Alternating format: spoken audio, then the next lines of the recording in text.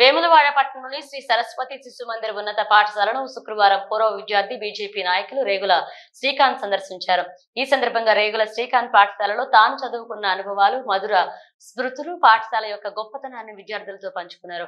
పాఠశాలలో విద్యార్థులను మంచి విద్యతో పాటు సంస్కృతి, సాంప్రదాయాలు, క్రమశిక్షణ, నిజాయితీ, సేవాభావం, నడవడిక, వ్యక్తిత్వం లాంటి మంచి లక్షణాలు గల తీర్చిదిద్దుతారని తెలిపారు. తనతో పాటు ఎంతో మంది విద్యార్థులు ఇక్కడ చదువుకుని ఉన్నత స్థాయిలో స్థిరపడ్డారని, తాను సివిల్ ఇంజనీరింగ్ పూర్తి చేసి మంచి స్థాయిలో ఉండడానికి శిశు మందిరంలో చదువుకోవడం కూడా జీవిత భవితకు పునాదులు వేస్తుందని పేర్కొన్నారు. చెడు వ్యసనాలకు దూరంగా ఉండి చదువుపై శ్రద్ధ వహించాలని, చదువులో రాణించి ఉన్నత స్థాయికి ఎదిగి పాఠశాలకు, గురువులకు, తల్లిదండ్రులకు మంచి పేరు తేవాలన్నారు.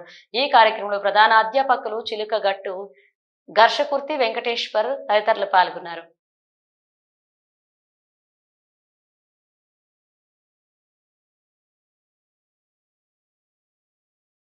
ఫస్ట్ నా మొట్టమొదటి విజయం ఏంటంటే ఇవాళ నేను కన్స్ట్రక్షన్ బిజినెస్ స్టార్ట్ చేసి బిఎంజీఆర్ ఇన్ఫ్రాస్ట్రక్చర్ ప్రైవేట్ లిమిటెడ్ 120 మంది లేబరు, ఒక 10 మందికి ఎంప్లాయ్మెంట్ నేను కల్పించిన సొంతంగా కంపెనీ పెట్టి హైదరాబాదు అన్న విజయం.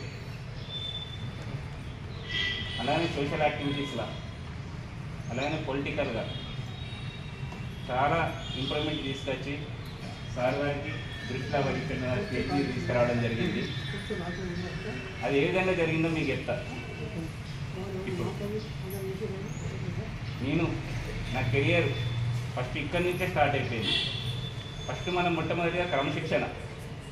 మన శిశు మందిర స్కూల్లో చదువుకున్న వాళ్ళు ఇట్టే గమనిస్తారా బయటికి అయితే, ఈ పిల్లగాడు ఒక శిశు మందిర స్కూల్లో చదువుకొని వచ్చిండు అని చెప్పి ఏం కదమ్మా, స్కూల్లో చదువుకొని వచ్చిందని ఉంటుంది. ఇంకా ఫస్ట్ 2 సార్లు జగిత్యాల అయినప్పుడు ఓడిపోయినాం, రన్నింగ్లో కానీ, లాంగ్ జంప్లో కానీ, హై జంప్లో కానీ. ఇక తర్వాత మెల్లమెల్లగా ఆ భయం అనేది చేరుకున్నాక కబడ్డీకి జగిత్యాల మంచిర్యాల 2 సార్లు నా శిశు మందిర్ కప్పు తీసుకొచ్చింది కెప్టెన్గా నేనే. ఇక అప్పటి నుంచే మనకు అర్థమైంది ఈ లీడర్షిప్ క్వాలిటీస్ అనేది. ఎప్పుడు మన గెలుపు అనేది అప్పటి నుంచి వెనుక తిరిగి ఉండే, ఆ చిన్నప్పటి నుండి పరిగెడుతూనే ఉన్నాం. 10th కానీ, ఇంటర్ కానీ, ఇంటర్ హాస్టల్ ఇంగ్లీష్ మీడియం, ఏదైతే తెలుగు మీడియం ఉండే మాకు అప్పటికిప్పుడు మీకు ఇంగ్లీష్ మీడియం ఉంది కానీ మాకు తెలుగు మీడియం ఉండేది. తర్వాత బీటెక్ సివిల్ చేసిన.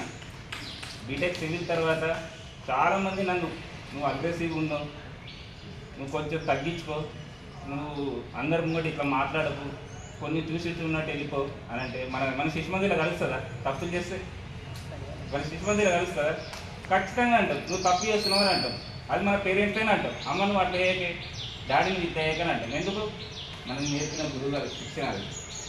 ఇక్కడ మనకు వచ్చినప్పుడు పొద్దున్న నుంచి దాదాపు ఒక 70% క్రమశిక్షణే ఉంటుంది. నాకు తెలిసి స్టడీ తక్కువ కూడా ఆ క్రమశిక్షణతో స్టడీ 100% అవుతుంది. ముందు ఆడుకోరి అన్ని 10th వరకు మీరు ఎంత ఎంజాయ్మెంట్ చేస్తే చేయండి, ఇక్కడనే చదవండి. ఎంతసేపు దాన్ని ఏం గురించో చిన్న సార్ మనకు ఎక్కువ రుద్దరు మనకి ఇల్లు స్టడీ చదువు అది ఏం చేస్తుంది, ఎందుకు వస్తుంది అనేది చిన్నగా చెప్తారు ఆన్సర్. మనమే ఊహించుకొని రాస్తే సరిపోతుంది ఆన్సర్. ఇక నాకు అట్లనే నేర్పింది ఇక్కడ స్టడీ అయితే. అది నాకు బీటెక్ వరకు ఉపయోగపడ్డది. ఏం శ్రీకాంత్ నువ్వు బుక్లు పట్టుకొని అసలు ఏం చదువుతారు ఏంది అని అంటే ఎగ్జామ్ వరకు చూసుకున్నాం సార్, నాకు చెప్పారు కదా అన్నటువంటి మ్యాటర్.